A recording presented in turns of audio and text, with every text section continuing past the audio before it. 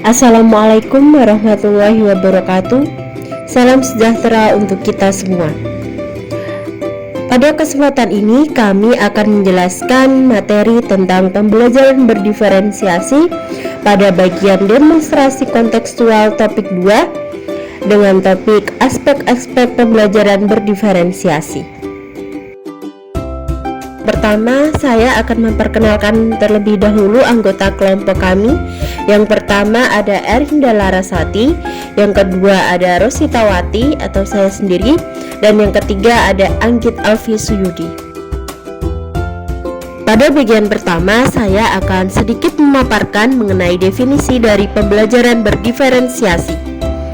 Pembelajaran berdiferensiasi adalah pembelajaran yang memberi keleluasaan dan mampu mengakomodir kebutuhan peserta didik untuk meningkatkan potensi dirinya sesuai dengan kesiapan belajar, minat, dan profil belajar peserta didik yang berbeda-beda atau beragam. Kemudian, pembelajaran berdiferensiasi dapat kita lihat berdasarkan aspeknya. Aspek yang pertama yaitu aspek konten atau isi, yang kedua yaitu aspek proses, yang ketiga aspek produk, dan yang terakhir yaitu lingkungan belajar. Nah, pada demonstrasi kontekstual kali ini kami akan mengupas lebih lanjut mengenai diferensiasi produk. Diferensiasi pada produk dapat berupa variasi hasil dari tugas pembelajaran atau variasi untuk penilaian hasil belajar.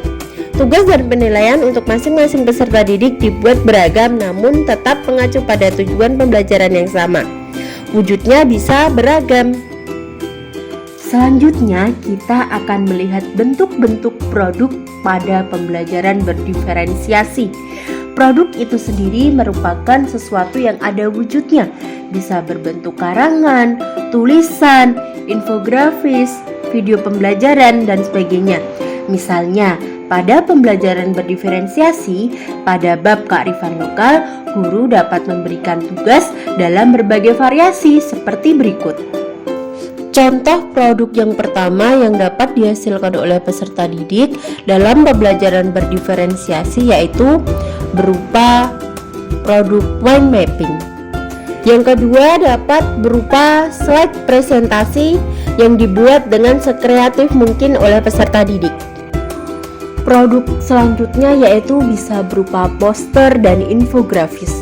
Nah, dari keempat contoh produk yang sudah kami sajikan, hal tersebut bisa menjadi referensi bagi guru untuk mengarahkan peserta didik agar dapat membuat produk sesuai dengan bakat dan minatnya masing-masing. Berikut adalah contoh penerapan pembelajaran berdiferensiasi khususnya pada aspek produk dalam pembelajaran sosiologi pada bab kearifan lokal. Setelah menyampaikan materi, guru meminta peserta didik untuk membentuk kelompok, kemudian diarahkan sesuai pada minat dan bakatnya masing-masing untuk membuat suatu produk atau tugas berupa infografis, video, dan sebagainya.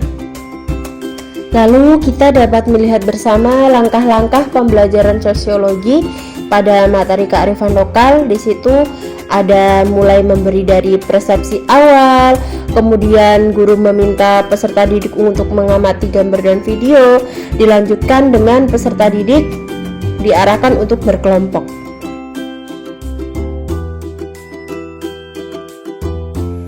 Langkah selanjutnya yaitu guru menjelaskan alur penugasan yang ada di LKPD, kemudian dilanjutkan peserta didik mulai berdiskusi.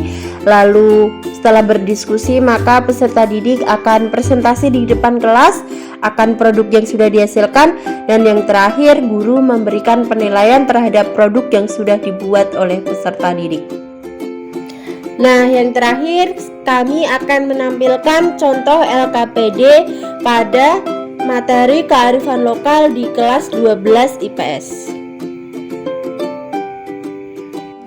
Sekian pemaparan materi dari kelompok kami, yaitu mengenai aspek produk pada pembelajaran berdiferensiasi. Sampai jumpa pada pembelajaran di topik selanjutnya.